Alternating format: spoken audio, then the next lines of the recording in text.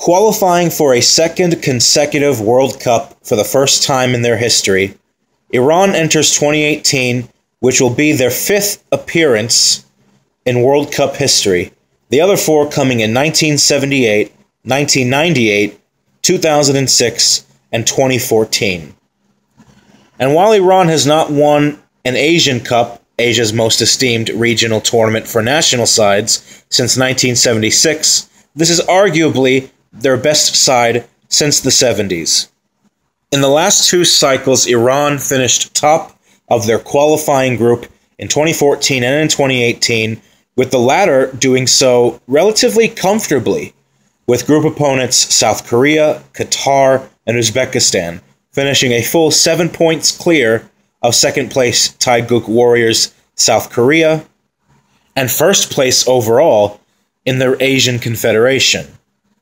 In recent years, Iran have re-cemented themselves as an Asian powerhouse, and it also comes off the back of improvements made in their domestic league, which is now regarded as one of the most competitive in West Asia. The current Iranian national team also has more international experience playing in lower level clubs in the European continent than ever before in history, when previous Iranian national teams were more so locally based at the club level.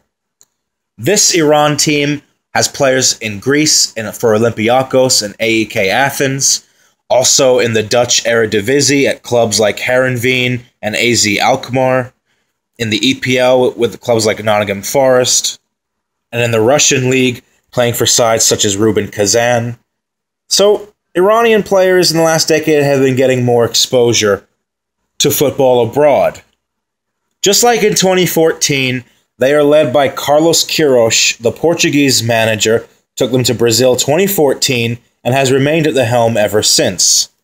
And it's kind of funny, but coincidentally, Iran have been paired into a group containing Portugal, so it'll be interesting to see Carlos Queiroz go up against his own country of origin.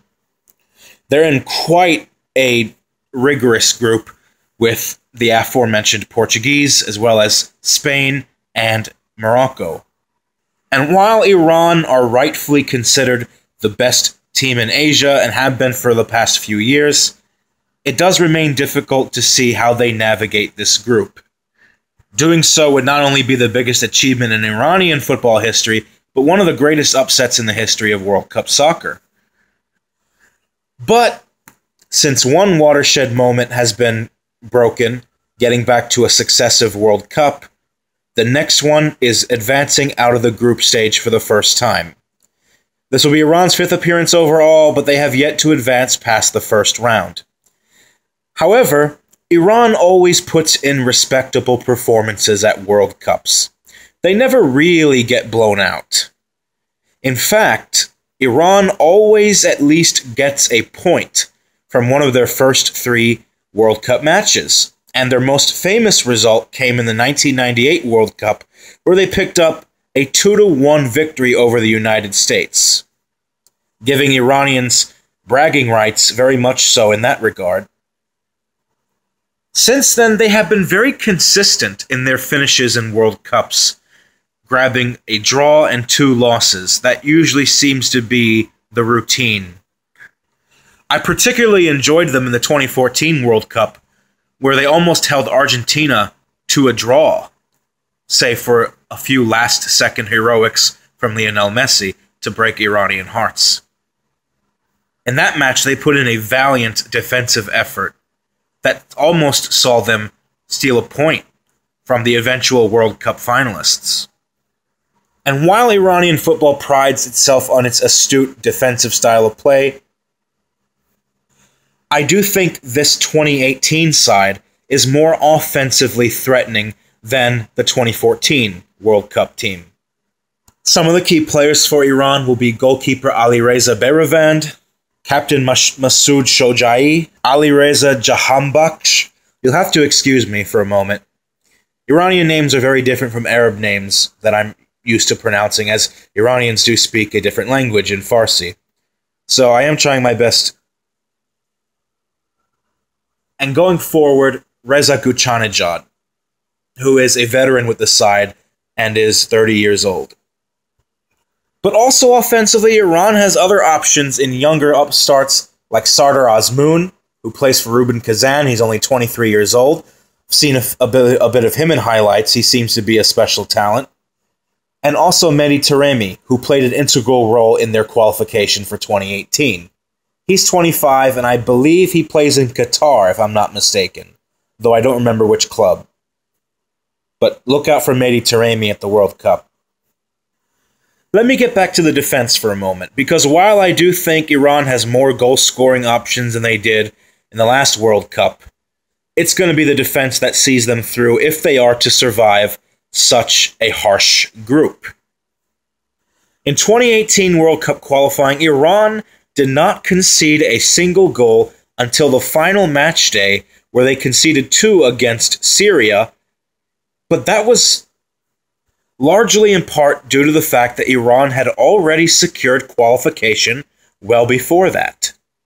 Carlos Quieroz does have this team set up well defensively, and I remember once German manager Joachim Löw referred to the Greek national team like it was biting into a rock. That's how he described playing them. I feel that will be the narrative for the Iranian national team this summer. Playing them will be like biting into a rock because of their suffocating, stifling back line. It also helps that 3 of the 4 Iran's main defenders at the back play locally at the same club, I believe Esteghlal, if I'm not mistaken. So there's a little bit of familiarity there with players who, are together on the same team domestically. If Iran is going to come out of this group, the first match against Morocco is absolutely essential. Morocco themselves a very strong defensive team, but I think they have more offensive firepower than Iran do. But if Iran can get the full 3 points from that match and win their first World Cup game since 1998, they are definitely in contention to surprise everyone in advance should they pull off a draw elsewhere in the group against one of Portugal or Spain. And it may even help Iran that they have nothing to lose because they are not expected to advance. Football Pharaoh personally believes Iran will claim a scalp in this group when they hold Portugal to a stalemate. This is a team that should be outmatched against their group stage opponents, but not a side anyone should take lightly. They are number 1 in Asia for a reason, and should be respected. Not the most entertaining of teams, but I do believe genuinely that the World Cup is better with Team Melli in it.